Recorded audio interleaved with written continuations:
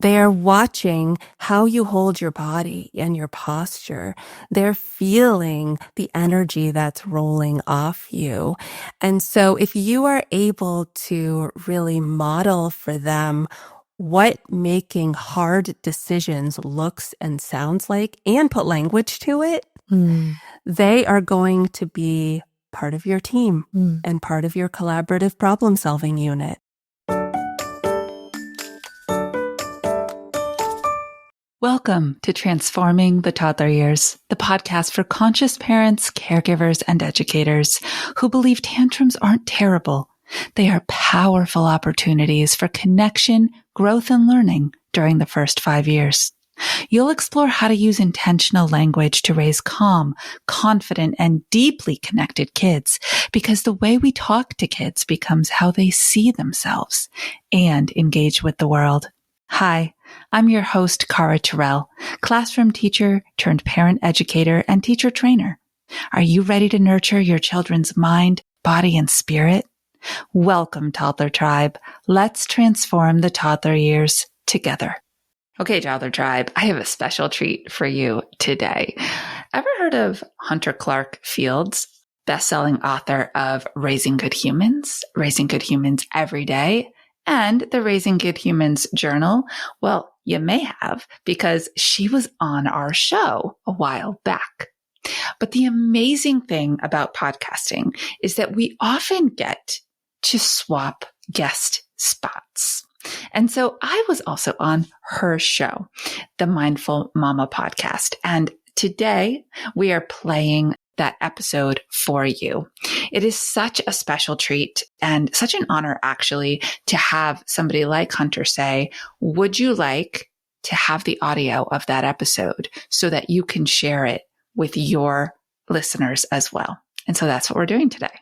So instead of me asking all the questions of expert guests, today I get to be the guest. And I hope that you lean in and truly enjoy, and make sure that you check out her other resources as well. And today we're going to talk about a lot of things, but ultimately it is, who are you as a parent? How do you embrace that with the realm of working as well? And then I share my 5 sentences that I believe every toddler needs to hear every day from every trusted caregiver in their lives. Hello, welcome back. If you are a working parent, this series is so great for you. And today I'm going to be talking to Cara Tyrrell, mom of 3 girls, Vermont-based early childhood educator and founder of Core for Parenting. She does keynotes, teacher trainings, and she has a top-ranked podcast, Transforming the Toddler Years. Today, we're going to talk about being a working parent with toddlers and how to be more present in the moments that matter, and simple ways to really connect with your toddler. And the idea of, leadership, and we're even talking about screen time. This is a very down-to-earth conversation. I know you're going to really, really enjoy it. So join me at the table as I talk to Cara Tyrrell. Cara, thank you so much for coming on the Mindful Mama podcast. I'm so glad you're here. Hunter, I am so excited to share this space with you and have a really amazing conversation about working parents. Yeah. Okay, so it's interesting because I just had a conversation with a guest I shared with you about working parents and who are in many different cultures, which will be on the podcast either before or after this conversation to your listener. So it's been very much on my mind, but I wanted to start with the tension so many parents feel between work and home. And if you're a working parent with a toddler, what are some of these invisible emotional loads that people don't really talk about? Well, first of all, there's that emotional load that's on you all the time of time. When I talk to working parents who have toddlers and we do the math, they are often shocked to figure out that they have maybe a cumulative 4 hours with their child in a 24-hour day. And that can be kind of a big aha moment, but also very overwhelming for them. Now, okay, I have such a limited time with my child. How do I really make the most of it?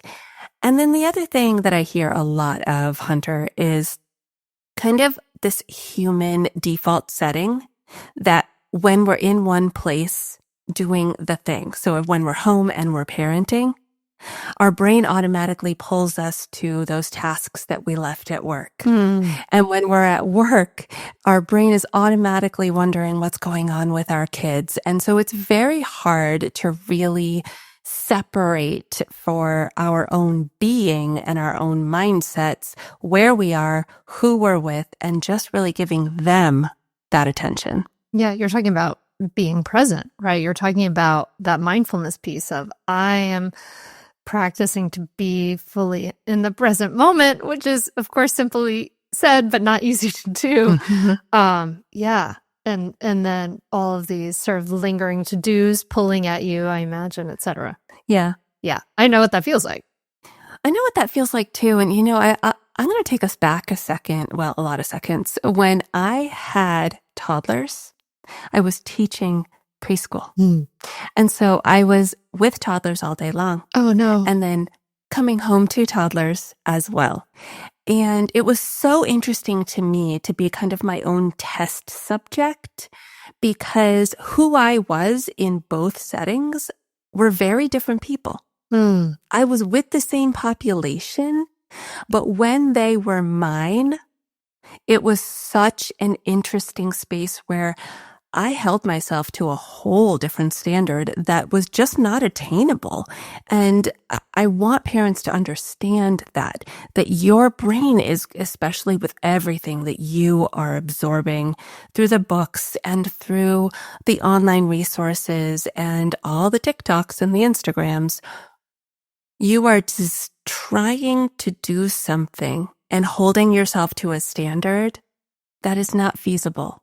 Especially when you want to be your best self and give 100% and do a fantastic job, both at work and at home. So step one is take that pressure off. Yeah. Yeah. Go for good enough, like that emotional load of, I better do this right, or who am, what kind of worthiness do I have, right? Or, this may be the most important thing to me, and now I'm messing it up. I remember that feeling, and the feeling of realizing that, okay, only good enough as possible was freeing. To really, really take that in was freeing. Yeah, absolutely. And the other thing is that what kids remember is not what you remember. It's so important to know that. At the end of the day, when you're ticking off all the spaces that you feel like you went wrong, they're not. And they wake up the next morning and they're not holding you accountable for any of that. It's a brand new day. So if you can't help it and you're really just feeling bummed out that evening, like, I reacted way more than I wanted to. I've got another day coming tomorrow, and my child is going to love me at that 110% level from minute one. Yeah, especially as a toddler. And I could see that time factor really being big. If you only have 4 hours, it does feel like, I can imagine. I mean, for me, I was a stay-at-home mom. It felt endless. 4 hours, I would feel like, oh my God, I've got to be on. I've got to get right. I've got to get it perfect for these brief hours I'm here, right? Yes. And for the working parents, that's absolutely what I hear. But then also knowing that there's those 4 hours, and they're split, by the way. Usually it's 2 in the morning and 2 in the evening, right? So now we've got we chunked it again. And inside those moments are things that have to get done. Yeah. Breakfast does have to be eaten, and bags do need to be packed, and dinner does need to be made. And so prioritizing still being in relationship with your kids while those things are happening is really where we are able to do both and stay present. Yeah. And it's really hard relationship is a messy, nebulous kind of term, whereas the to-do list is much clearer. The to-do list is like, okay, these dishes need to get done. The kid needs to be washed. The teeth need to be brushed. The to-do list is a lot clearer, and the relationship piece isn't. And you've talked about this idea of parenting. Let's think about it in this way. You've talked about parenting as a leadership at home. So for parents who are exhausted, what does this idea of leadership look like in everyday moments between the Zoom calls, the grocery list, the bedtime meltdown? All right. So we're talking to working parents here. So you know what good leadership feels like in the workplace, right? You know, it feels like somebody who is slow to act, who has a listening ear, someone who is willing to hear your ideas, somebody who's willing to partner with you to problem solve. You know what it feels like. Now, leadership in the home is the same thing. You also know that leadership can be kind of isolating and daunting because you do often have to make those executive decisions, and the people, in this case your children, may or may not enjoy the decision that you made. But when you make it with kindness and confidence, and you make it because you know it is actually the right answer for your family that day, it's so much easier to stay grounded in your leadership. And your kids are watching you for that. Yeah. They are watching how you hold your body and your posture. They're feeling the energy that's rolling off you. And so if you are able to really model for them what making hard decisions looks and sounds like and put language to it, they are going to be part of your team and part of your collaborative problem-solving unit.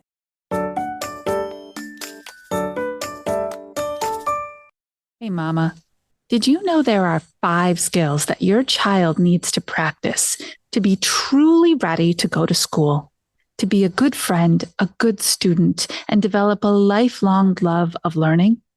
And spoiler alert, they are not ABCs, 1, 2, 3s, colors, or numbers.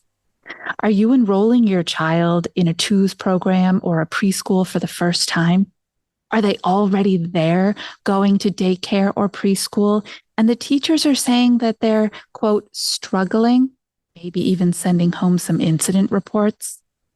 Take my Pandemic Moms School Readiness mini course. It's 8 short lessons with huge daily impact.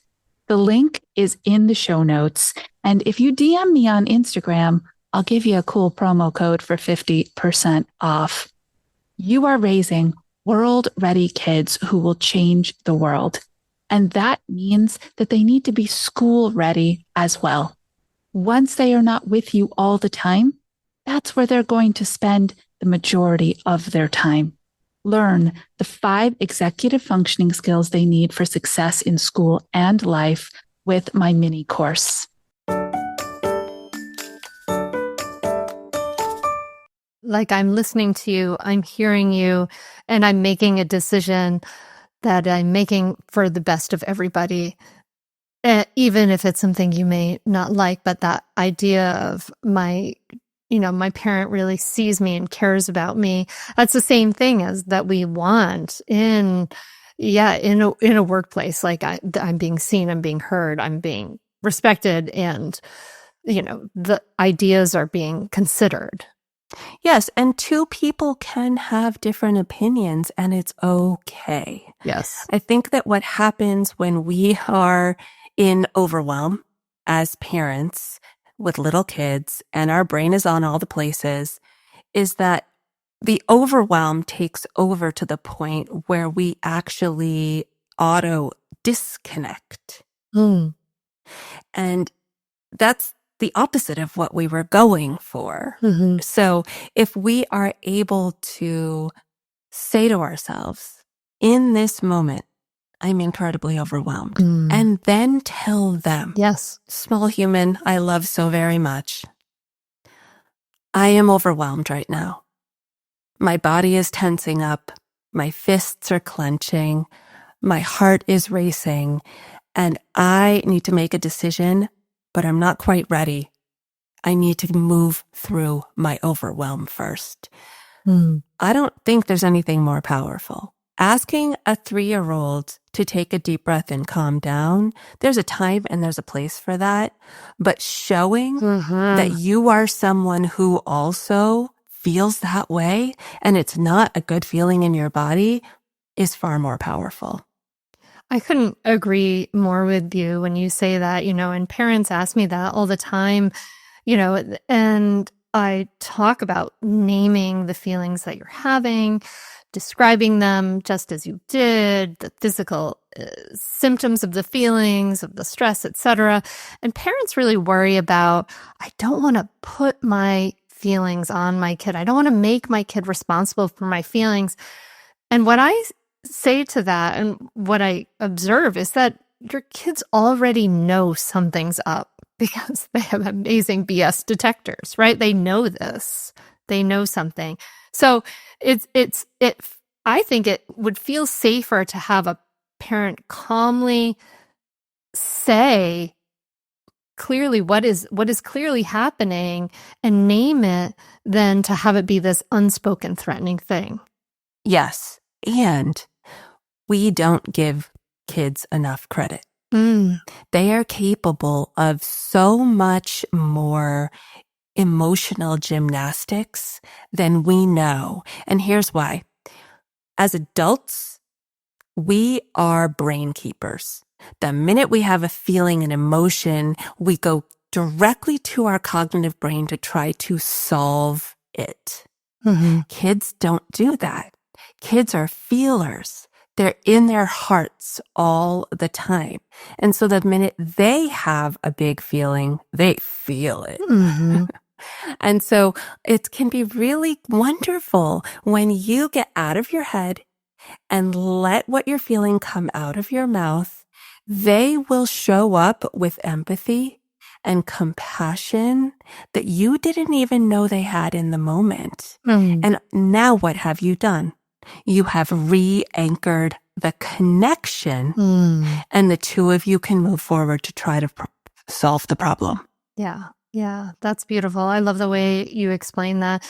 And then if you're a working parent, your kid has probably that wonderful situation with multiple attachment figures where they may have lots of caretakers, which is beautiful. It's like the village, right? That we had many, many years ago. But it also may, they're in a world where everything is new. If you're a toddler, sometimes things are overwhelming.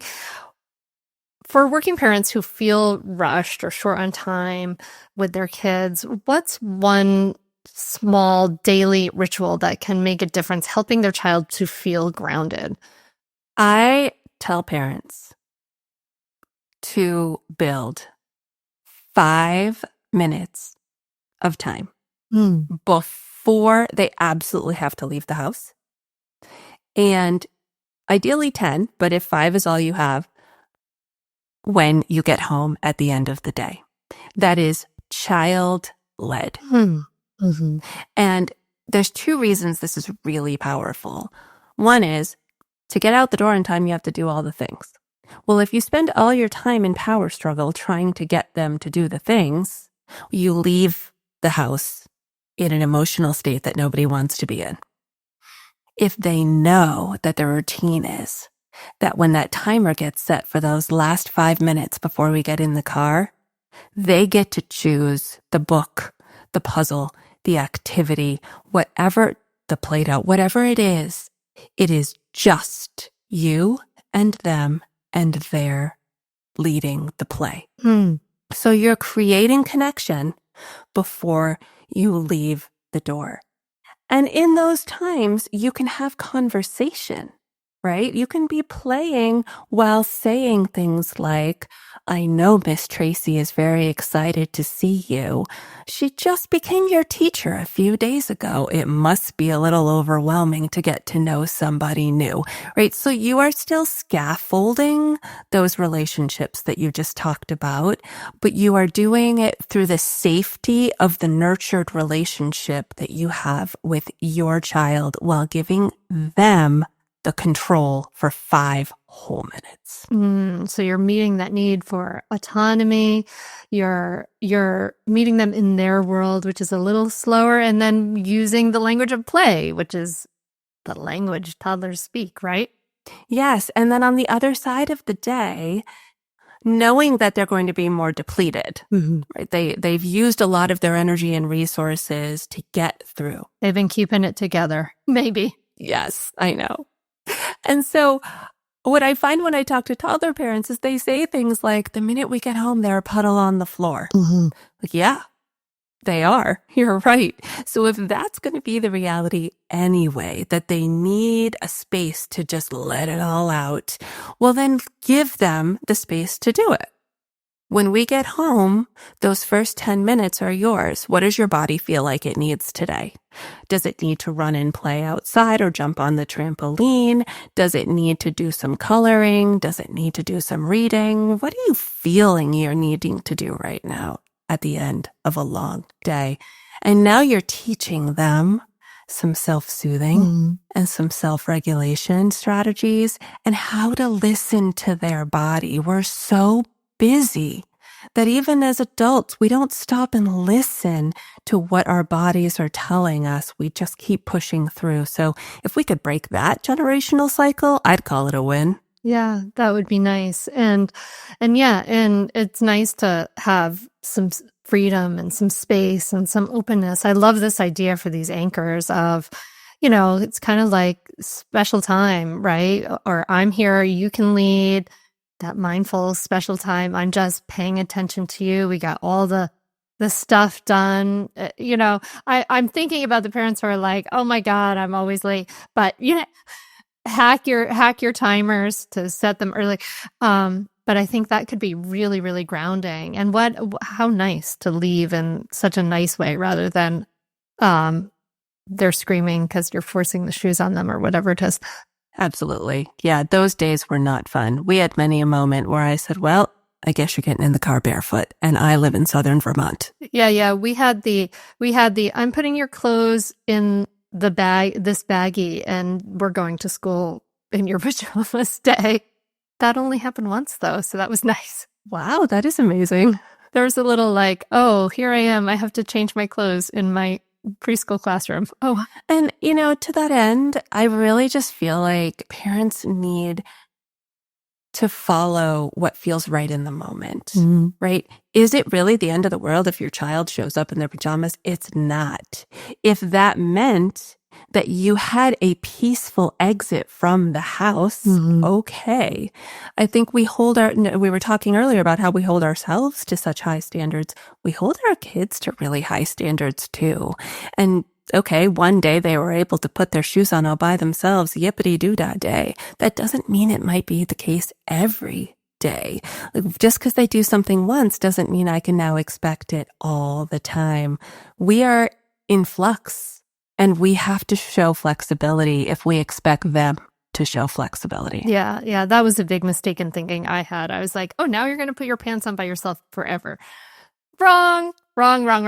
This is not the battle to die on, dear listener. I can tell you that. Okay, let's talk about language. You say that what we say to toddlers really shapes how they think about themselves and the world. So what are 5 things you believe we should say to toddlers every single day? All right. So first, let me just say that this is my passion space. I'm a linguist. And so we don't realize the meaning that comes out of our mouth is not the meaning that people receive on the other end. And that's very often true no matter what relationship you're in. So there's 5 things that words do. And they foster connection and collaboration. They can. They design this sense of self and that early identity. They develop your emotional awareness and your self-regulation skills. They also can trigger the brain to start a cognitive problem-solving process. And that's something we really want to lean into as well.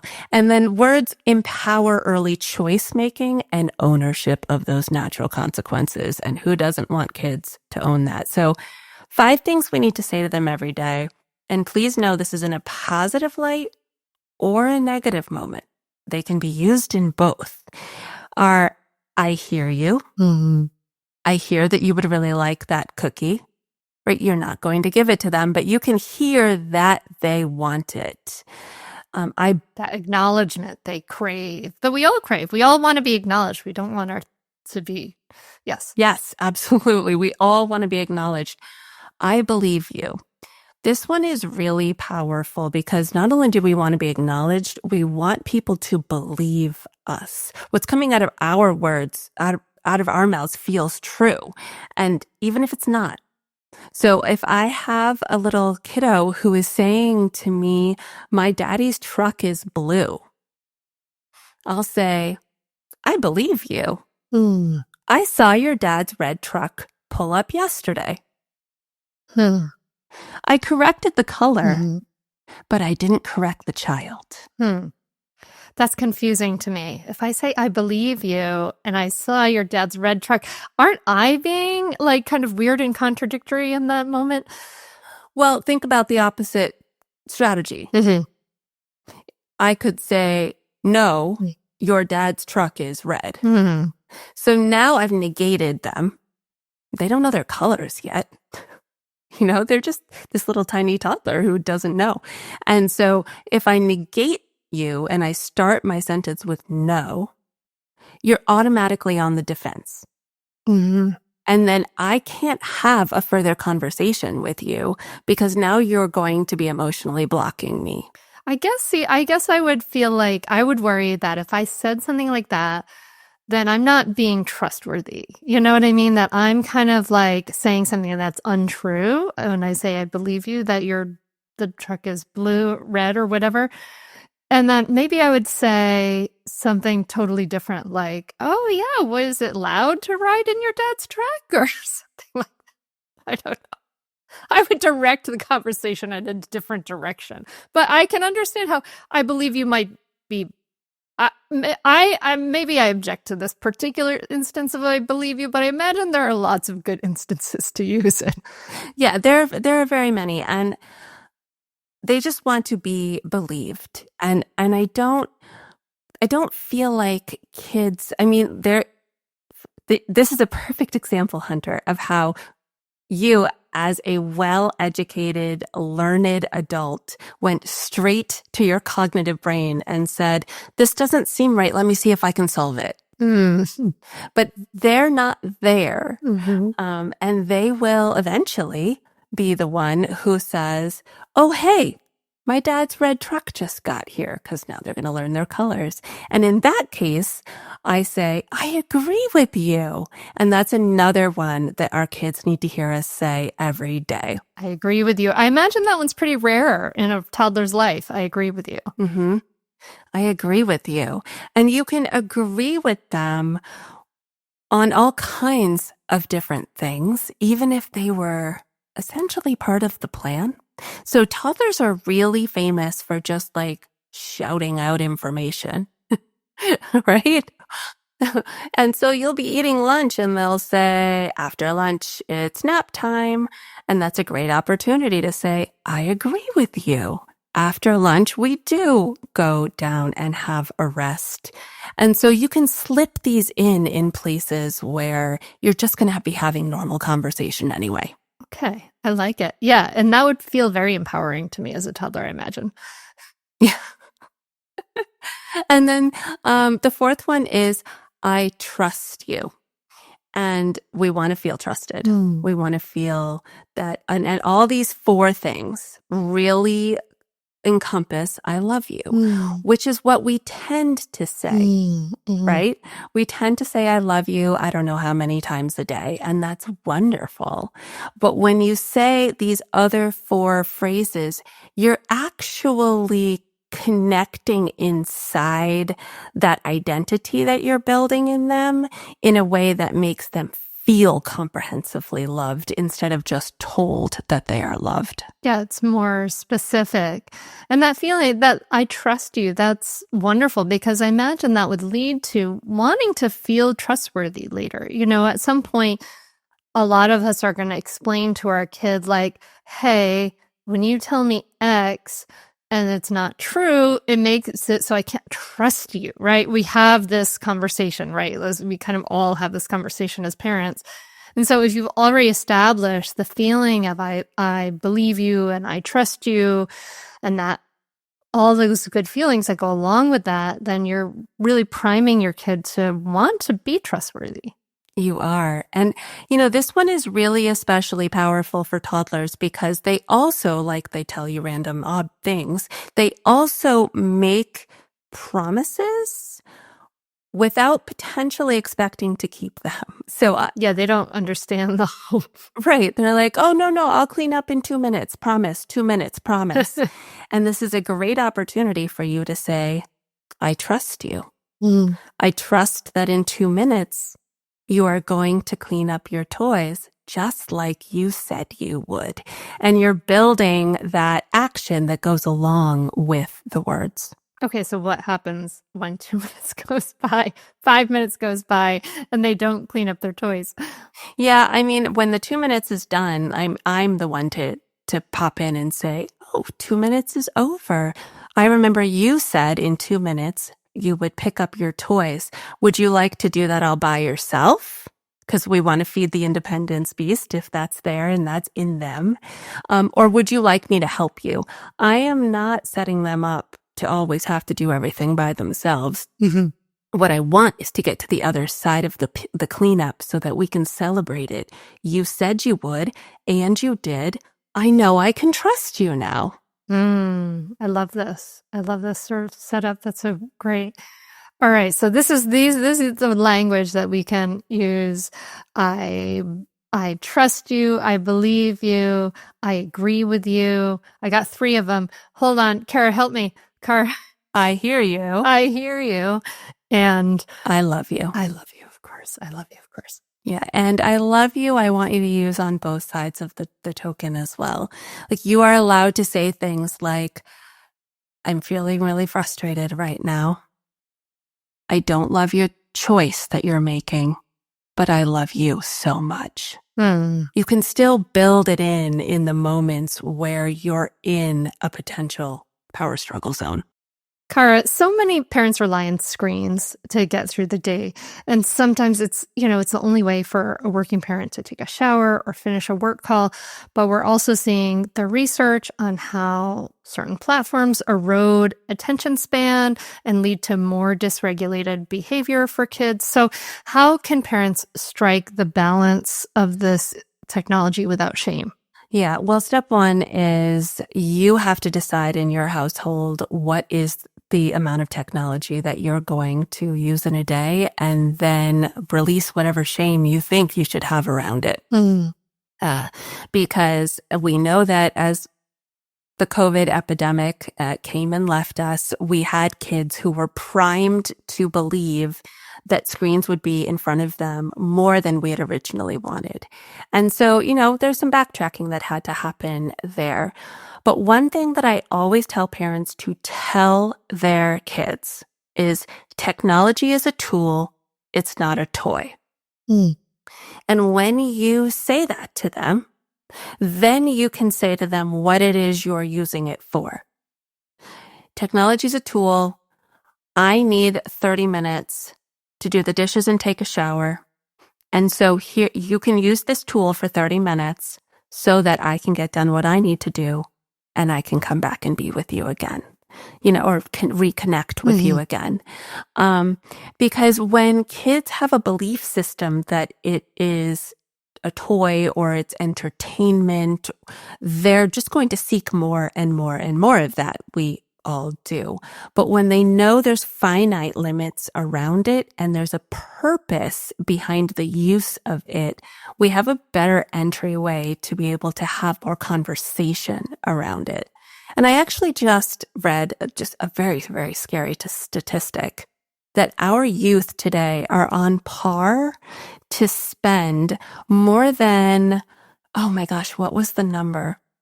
It was a terrifying number. More than 5 years, I believe it was, of their life in front of screens. Well, Yeah.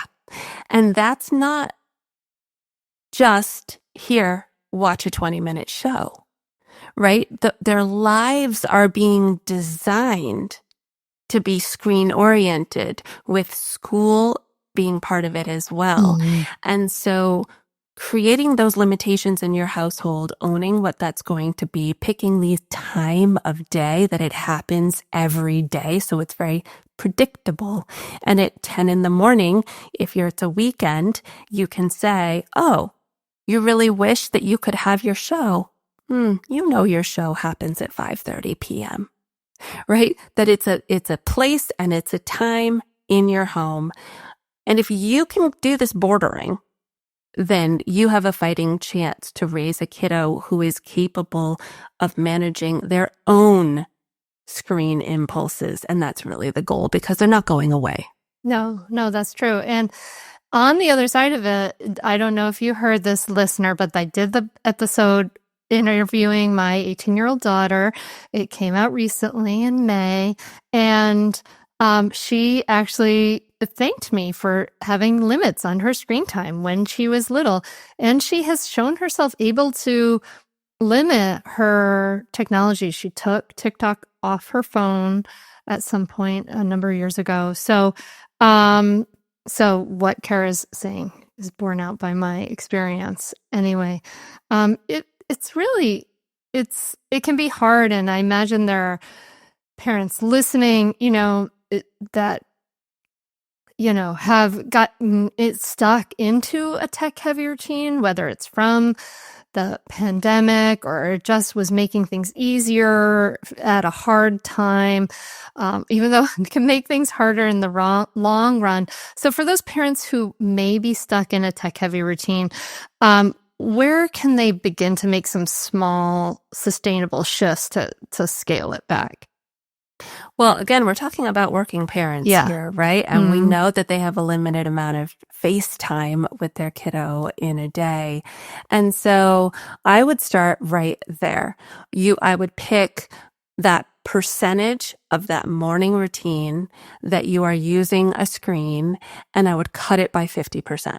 And then I would pick that percentage of your evening routine, and I would cut it by 50%.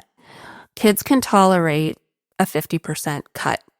They're not on there for the whole 2 hours. I know they're not, because you have other things you have to get done.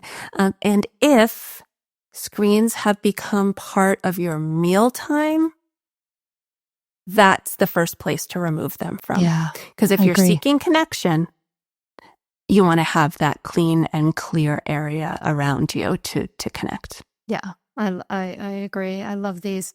I love these shifts. Okay.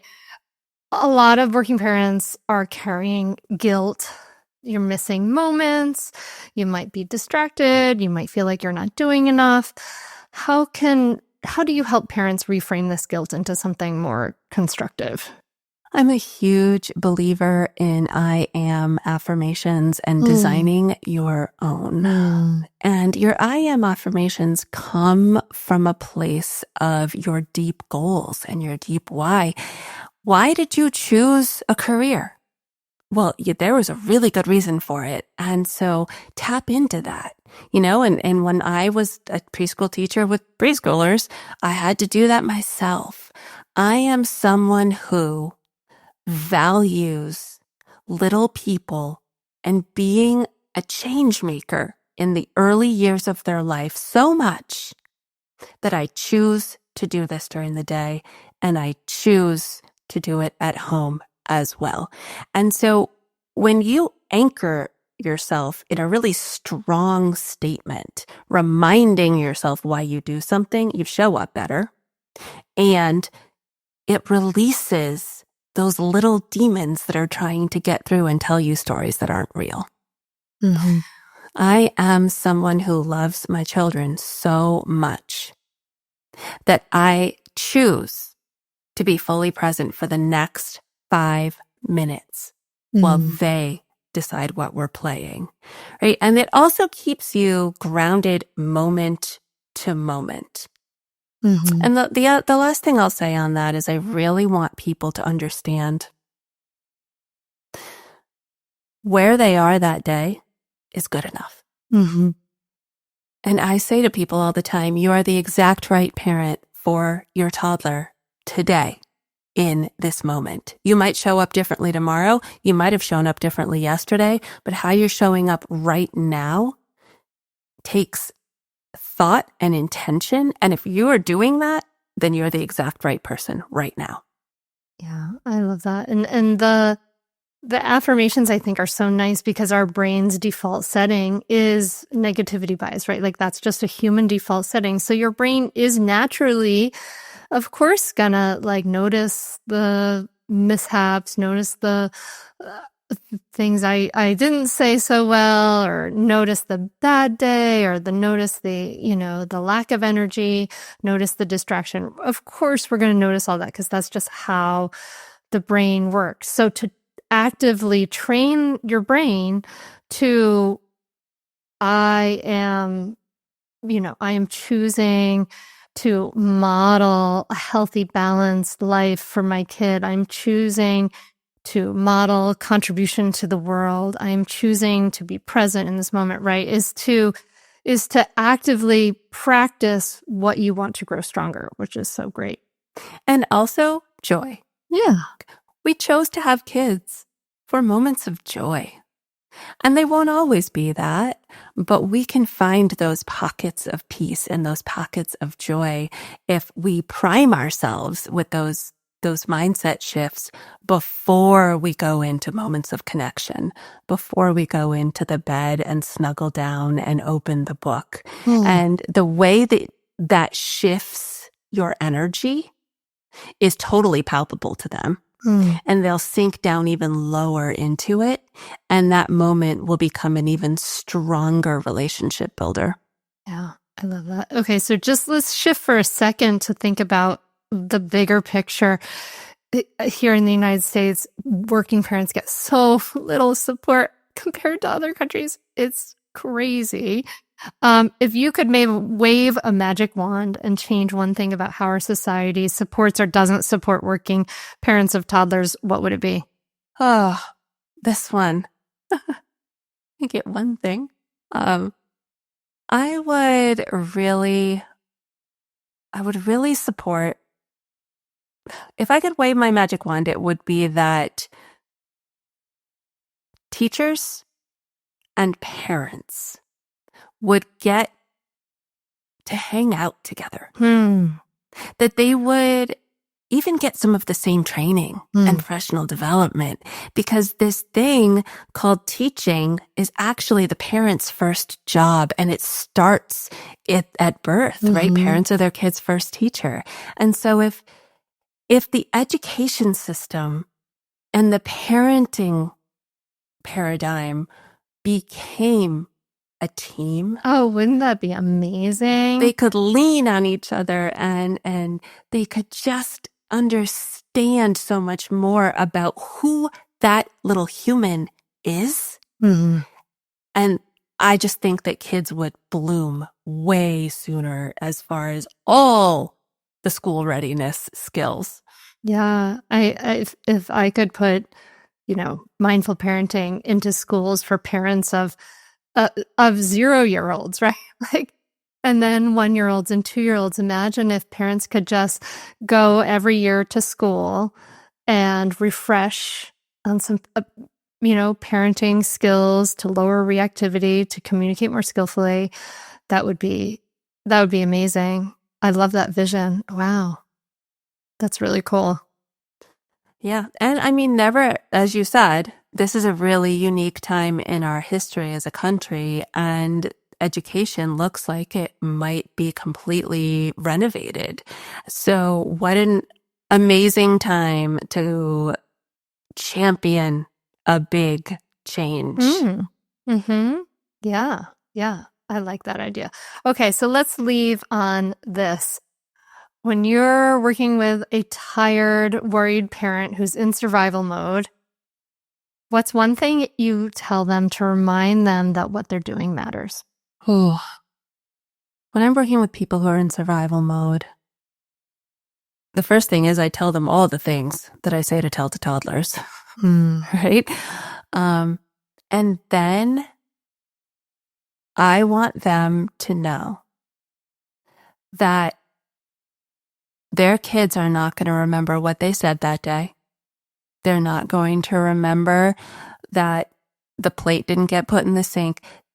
They're going to remember who you were that day. That this idea of our who-ness needs to be such a deep-seated part of our parenting. And we need to look at our kids that way too. Like, if you can show up authentically as you that day, whatever that looked and sounded like, and your kiddo's not judging you for it because they're tiny, right?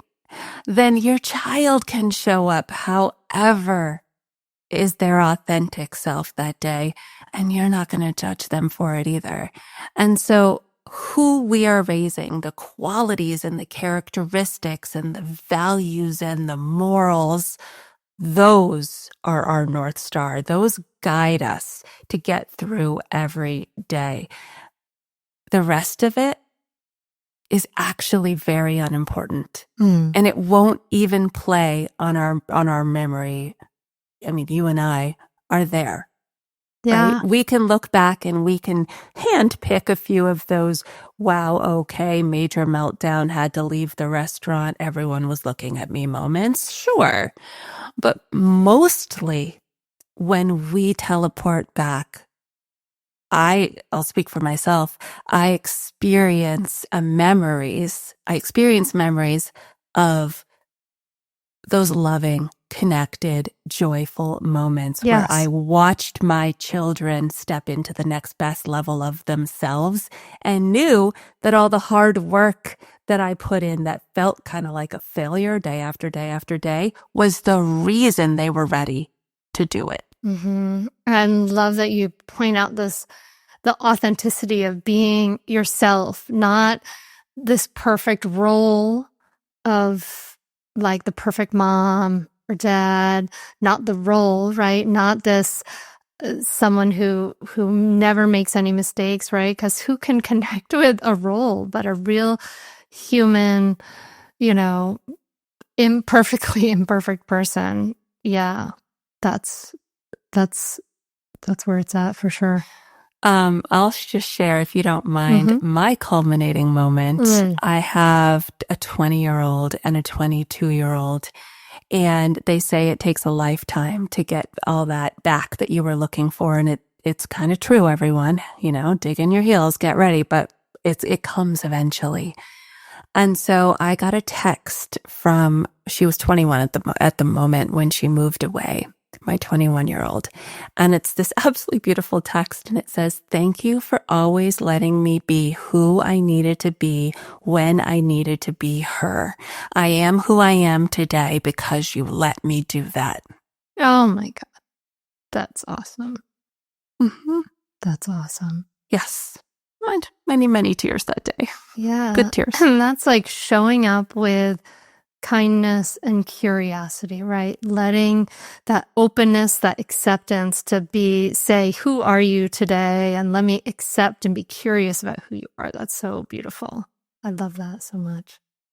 Well, Cara Tyrrell, thank you so much for coming on the Mindful Mama podcast. It's been such a pleasure to meet with you and connect with you. I know some sort of big things you're working on in the back end, but you might not be ready to share those yet. So where can people find out more about you and connect with you? The very best. Well, first of all, thank you. Thank you so much. I shared with you the first time that I met you that you have been on my I can't wait to meet list for so long. And so this is just a really special episode for me to to be with you. And the very best way to get to know me and to check out all my resources is come over and listen to my podcast. It's called Transforming the Toddler Years. I do 2 episodes a week. Tuesdays are short. They're like 10, 12 minutes. They're teaching episodes. And then Thursdays, I bring on guests and shower you with all of their wisdom and knowledge and expertise. And if you feel like you're really aligning with the collaborative parenting methodology that I teach, then go ahead and download some of my resources and let's start a conversation. But I just really want you to get to know me a bit more, and that's the best place to do it. Yeah.